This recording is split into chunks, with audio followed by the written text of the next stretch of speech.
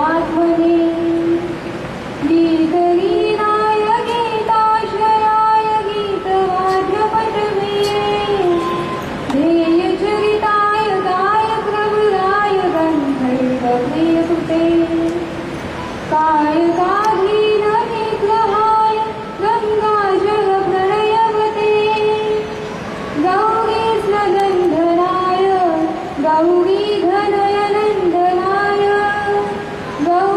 गौरभानुसुताय गौरीगणेश्वराय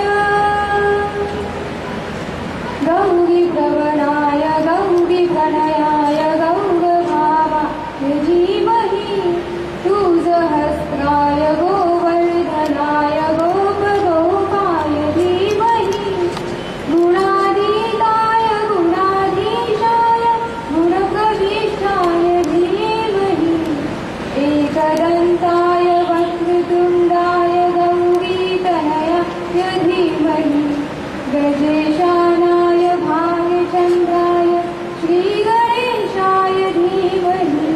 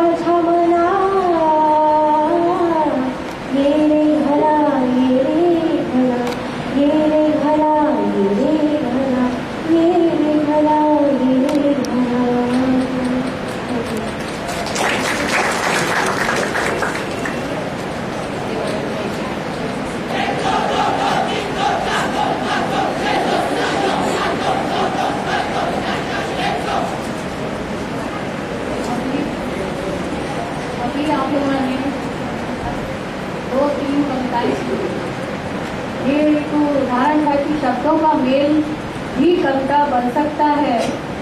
तो उसके कुछ उदाहरण से आज हम जो कार्यक्रम करने जा रहे हैं वो कविता पर ही आधारित है, इसीलिए दो उदाहरण जो आप लोगों के सामने प्रस्तुत किए।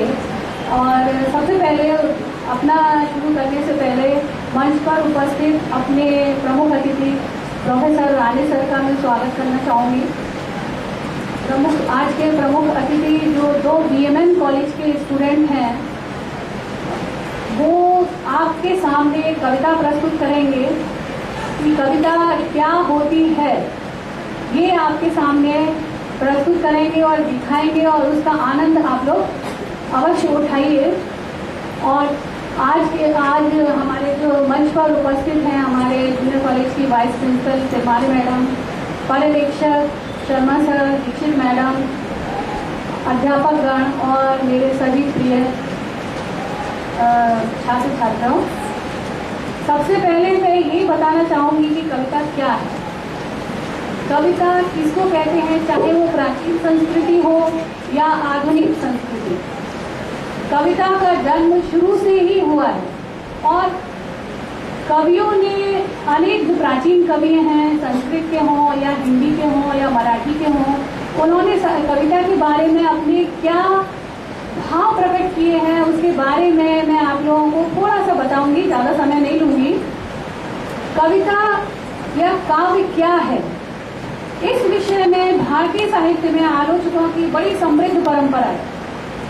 साहित्य दर्पण आप लोगों ने सुना होगा, साहित्य दर्पण में आचार्य विश्वनाथ का कहना है वाक्यम रसात्मकम काव्य, यानी रस की अनुभूति करा देने वाली वाणी काव्य।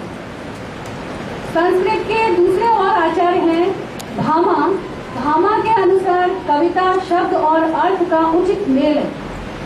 शब्दार्थ तो ये कह सकते संस्कृत में शब्दार्थ सहितम काव्य। हिंदी के आचार्य रामचंद्र शुक्ल ने कविता को जीवन की अनुभूति कहा है। जयशंकर प्रसाद ने सत्य की अनुभूति को ही कविता माना है। संसार के सुख दुख से परे कविता का मधुर और अनूठा संसार मनुष्य को संतोष प्रदान करता है, ऐसा जयशंकर प्रसाद हिंदी साहित्य के बहुत बड़े कवि हैं, उन्होंने कहा है। और उन्होंने उस पर एक छोटी सी कविता भी उन्होंने गाई है, वो जो मैं बता रही हूँ आप लोगों के सामने। एक पंक्ति मैं आपके सामने प्रस्तुत करूंगी। ले चल मुझे भुलावा देकर मेरे नाविक धीरे धीरे। और महादेवी वर्मा ने कविता का स्वरूप स्पष्ट करते हुए कहा, कविता कवि विशेष की भावनाओं का चित्रण। कविता में वास्तव में सत्य, शिव और सौंदर्य की ऐसी अलौकिक रस धारा प्रवाहित होती है जो सबको एक समान आनंदित करती है। कविता समाज को एक नई चेतना प्रदान करती है, आनंद का सही मार्ग दिखाती है और मानवीय गुणों की प्रतिष्ठा करती है।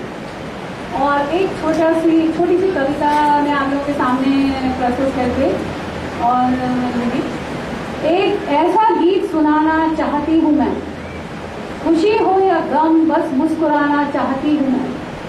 दोस्तों से दोस्ती तो हर कोई निभाता है, दुश्मनों को भी अपना दोस्त बनाना चाहती हूँ मैं।